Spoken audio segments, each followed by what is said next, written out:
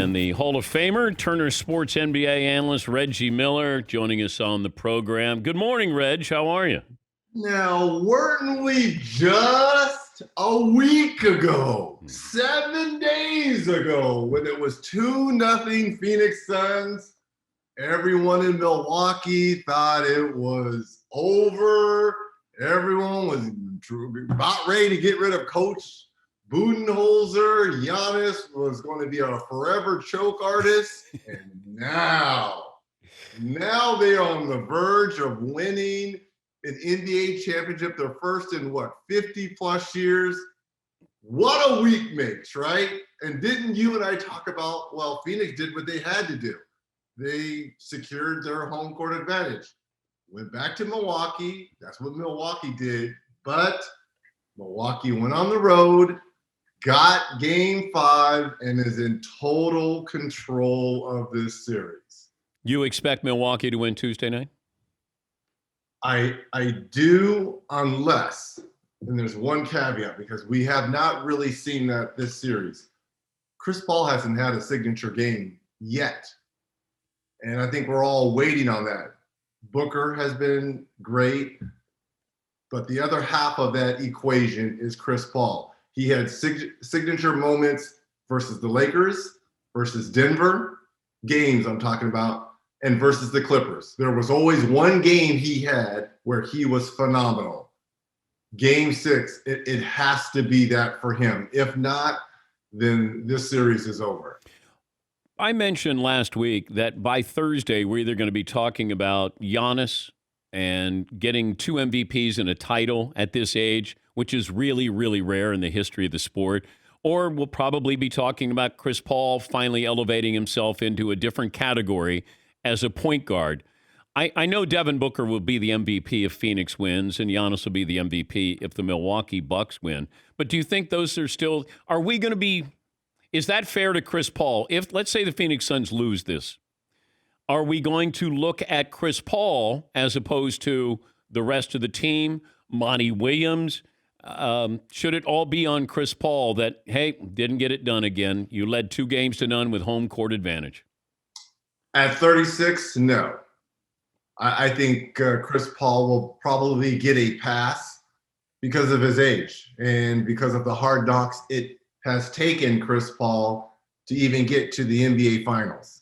And I'm not saying this will be his last look at it, but he will get a long pass.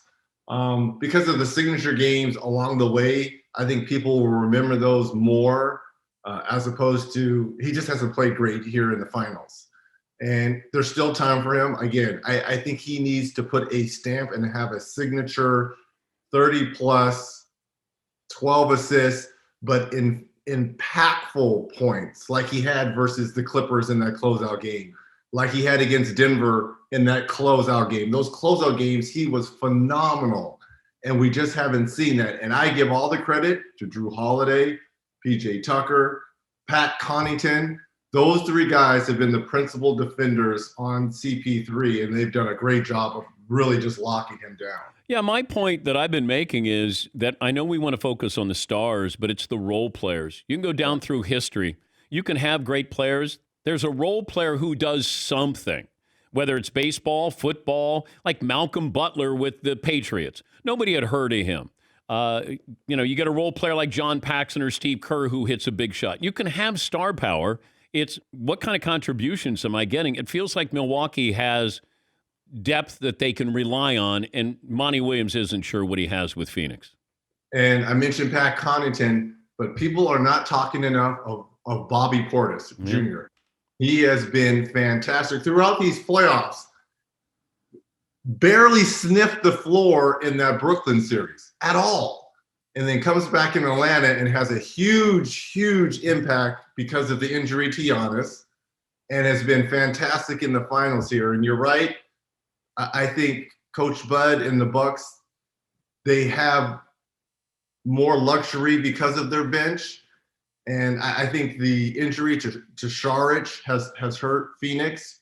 Torrey Craig has not been the same since he went down with the leg injury. I know he's played since then, but he hasn't been the same. But look, I'm not going to count Phoenix out because they've been fantastic on the road all postseason. I think coming into the NBA Finals, they were 6-2 on the road. So they're certainly capable of winning on the road, but everything has to fall into place. They got out to a great start in Game 5. I mean, they shot the lights out. Can they do that for 48 minutes on the road, Daniel? That remains to be seen. LeBron was at the game, and he brought in his own tequila.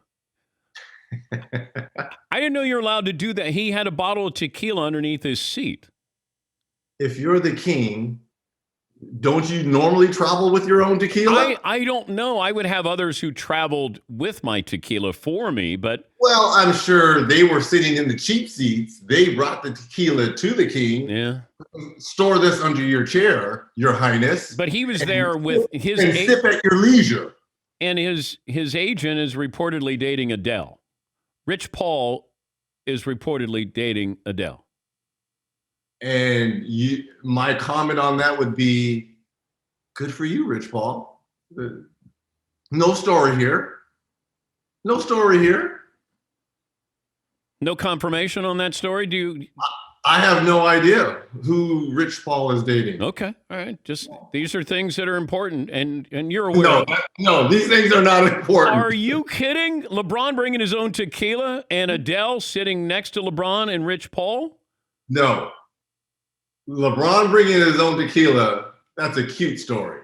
Rich Paul potentially dating Adele, that's a non-story. Who cares? I do. Are you Entertainment Tonight? Come on, man. Adele. I love Adele. Oh. I want her to be happy. That's all. Well, I'm sure Rich Paul is making her very happy if that is the case. What is Damian Lillard saying without saying it? Yep. Portland Trailblazers, you're on Dame time. You're on the clock. I want to see some moving and some changing. Okay, what changes? You brought in a new coach. You got an injury-plagued roster here. I love Chauncey Billups. I had a lot of headbutting with him and his Detroit Pistons. I think he's going to be a fabulous coach, but he's also unproven. So I think that's probably the question that Dame and his camp are having right now. What could be our level of success with Chauncey coming in? And what kind of moves can we potentially make to make us a championship team? So I don't think all these trade rumors, I really believe they're not coming from Dame. But obviously his agent, his boys, they're being filtrated out. They're not necessarily coming from him himself, but he's having these conversations with these people. Okay, what could Portland possibly do to make him happy? Get Kawhi, maybe? I mean, Kawhi's not going to play that. I mean, what top free agent is out there that would make him happy? I don't know. Look, Dame is a loyal guy. He's always talked about not wanting to team up and make super teams and fight the good fight. But I also heard KD say that too. So I don't know. I don't think they can get much better. I just don't. And if you're Lillard, and do you see him forcing his way out, or them respecting his body of work and saying, you know what, you've done so much for us, we'll probably get less for you, but it's the right thing to do? I just can't see them giving up on a potential top 10 player and saying, okay, you've done right by us for 8 years, time for you to go. Well, it's one thing to have him, but then are you using him correctly? Hey, I got Dame. What else you got? Not too much. We're not threatening. And then what are you building around?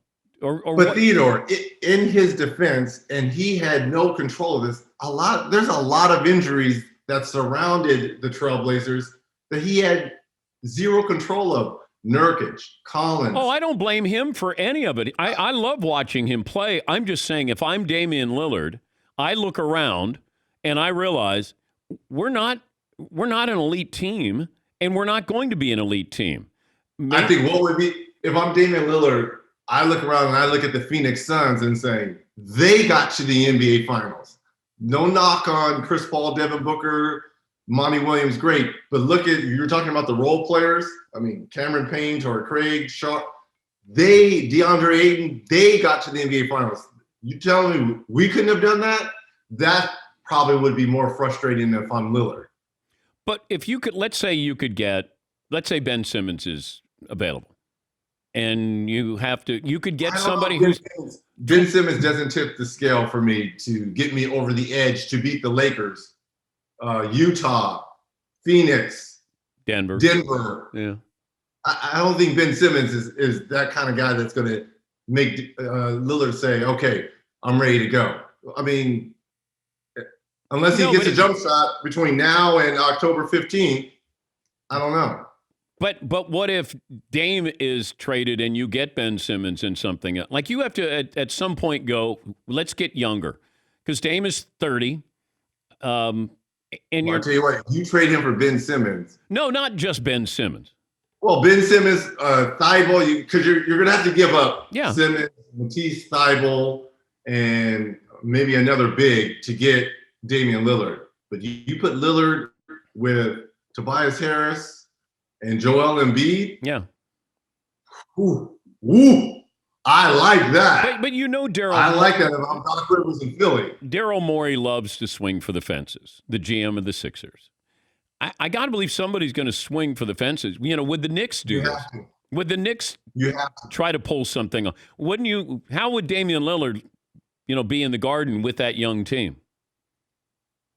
It depends on that young team who you giving up. Are you giving up R.J. Barrett? Probably. Because I assume he'd probably have to be in that. Are you keeping Julius Randle? It depends on the pieces. I think what New York and the Knicks did this year was great. They made it more appealing for free agents to potentially think, all right, New York is not as bad a place as they've been over the last 10 plus years. I could give them a shot. But there's other teams like the Philadelphia, if you're Morey in Philly, because here's the thing, the Brooklyn Nets are only going to get better and hopefully, knock on wood, stay healthier with Kyrie and James Harden. And obviously KD. So right now, I put them as the best team in the East. But if you add Lillard to Philadelphia with Joel, I mean, that's a different story. That's a different story now. We're talking to Reggie Miller, the Hall of Famer. You won a gold medal. I think you had 20 points in that gold medal game. In 96, something like that. I mean, 22, 20. I mean, I'm not 26. I don't know. I can't remember. I was getting buckets versus Yugoslavia. Yes. You had Grant Hill. You had Hardaway. We had Shaq. We had Hakeem. We had Mitch Richmond. How did you get Hakeem? He was an American citizen by then. Oh, man, that's a great acquisition. We had David. Hey, our centers, Shaq, David Robinson, Hakeem Olajuwon. Wow. In 96 in Atlanta. Was Karl Malone on that team? Karl Malone, Charles, Scotty, Mitch Richmond, Grant. Hardaway. And Gary Payton. Dang. We had a squad. Okay, how would that team do against the Dream Team? That would have been a good matchup. We win by 3. I don't know. I would love to have seen it. But you can't see it because some players on 92 were on 96. So who you know. Well, Barkley's got to be on the Dream Team. You lose him. And Carl's on the Dream Team, and Stockton and Pippen are on the 92. Oh, yeah. So we lose by 15. All right. But when you play on a team like that, how do you decide, like, who is the go-to guy? Charles was, great on the Dream Team. He was, I think, the leading scorer in the Dream Team. But how do you decide without acknowledging, hey, this is the go-to guy, or this is the guy we're going to have? We took it game by game. Okay. There were some games, a lot of teams played zone against us because they were afraid of Shaq and Robinson and Hakeem, so they packed it in and played zone. Those were my nights. That me and Mitch, we were like salivating. Oh, you guys are gonna play the zone against us, and we're pure shooters. That's great. And there's other times when teams played man to man, and we just gave it to Carl and Shaq, and and the big fella and Charles, and they just went crazy down low. So we went game by game, and there weren't any egos. We were just out there to have fun and win a gold medal, and we achieved that. Did you have any beefs with those guys, and then they become your teammates? Zero. But going into it, before being on the Olympic team, there had to be some guys who hated you. Well, they may have hated me, but I didn't hate them. I don't know. I got a chance to know John Stockton, because you hear a lot of things. You only played Utah twice, and he was somewhat of I wouldn't say dirty player, but he's known as. I got a chance to know him, and I loved what it was all about. It was all about winning, and to get a chance to know him and his family. Same with Carl. To get a chance to know those kind of guys was kind of cool from my end. You lead the team in 3-point attempts, I'm going to guess. I hope so. Yeah. Look it up, Paulie. Paulie? I'm sure I did. What did I average on Dream Team in 96? I had to be one of the leading scorers. Yeah, you were 11.4 points per game. Barkley was 12.4. Dave Robinson was 12. So you threw the top scorers. Give me the ball. Put me in, coach. Give me the ball. You were the lowest amount of turnovers on the entire team. Because I wasn't passing to those selfish dudes. Give me the ball myself. But does Shaq say, give me the ball at any point? Yeah, Shaq got upset with me one time during the Olympics. It wasn't a beef, but I kept feeding David Robinson and Akeem, right? And then Shaq comes in, he's like, what? Okay, you're going to feed them, you're not going to feed me? What's going on? So this is why, to this day, I tell him, this is why you took it out on us in the finals, right? And between the Pacers and this is why? He's like, no, Reg, I just wanted to show Rick Smith. I was like, no, you're getting me back from 96, right? For not feeding you the ball down low. He's like, I'm the best center out here. And Lenny's he's going with David Robinson and Akeem Olajuwon. I'm the best center out here. Give me the ball. Feed me the ball. How different was it to play in the finals? Like the pressure to play in an NBA finals as opposed to an Eastern Conference finals or first round of a playoff game? Guys tense up. Game, every possession, you hear this all the time. It takes a life of its own. I had a horrendous, horrible game one. And to me, to this day, it bugs and irks me that my game one performance, to me, affected our team the rest of the series, I thought. I shot 1 for 13, had 12, 13 points, but that set the tone because I have always been the guy. If I would have played well and we have lost, that still would have gave the rest of the guys hope. It's all mental. It's all mental. But why did you play I played poorly? great the rest of the series. But to me, that game one just haunts me. I should have been better in that game one just to put something on Kobe's and Shaq's mind, and I didn't. And that it just bugs me. Why did you play poorly? I didn't shoot the ball well. You know what? Maybe I excelled a little bit because we had just beaten the Knicks. We got past our arch nemesis, and I excelled. And that's when I should have took 3 or 4 more deeper breaths and been like, okay, now we're in the finals. And I excelled for a moment, and it cost me in game one. Again, I played fine the rest of the series, but to me, there's certain moments in certain games I always remember more. That game one, I just wish I could have back. Yeah, it's 21 years ago. Shaq put up 43 and 19, I think. And how many free throws did he shoot that game? One of the games he shot 39 free throws. How many free throws? Because he must have shot at least 25 that game. In game one, Shaq was 1 for 6 from the free throw line. That's it? Yep. What was the game when he shot 39 free throws? Checking. He shot 39 free throws in the finals? A game in the finals? 30-something. Wow. Yeah, Paul. Game 2, Shaq had 40 points, 24 rebounds. He was 18 of 39 from the free throw line, 46%. 18 of 39. 39 free throws. He went through Rick, Sam Perkins, Dale Davis. We threw Austin. We threw everything at him. We're just going to put him on the line. We had 0, and we were treating him like Giannis.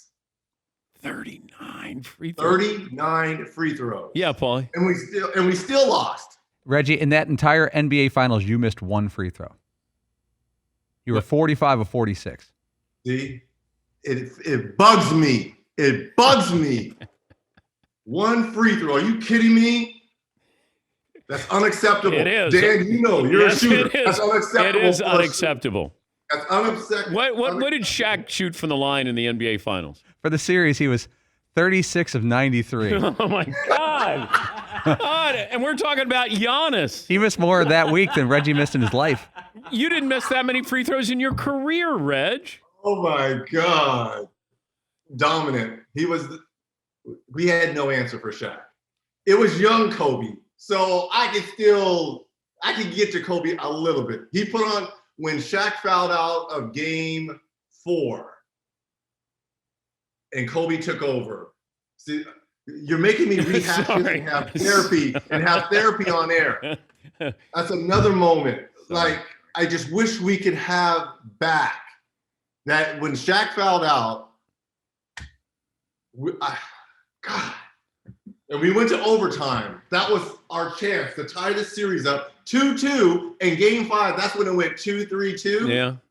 Game 5 is in our building. If we win that, which we did, we go up 3-2 coming home. And then we got to win 1 of 2. It's great to talk to you today, Reg. I hate you, Theodore. I hate you. Enjoy the rest of your day, Reg. Oh, yeah. It's going to be chipper now. Yeah. On my bike ride, all I'm going to be thinking about is missed free throws, Alan Shaq, and going 1 for 13 in game 1. Oh, great. He's Reggie Miller, Hall of Famer, joining us. Thank you, Reg. I love you. Love you, Dan Nance. I'm going to Iceland. We'll take a break. Back after this.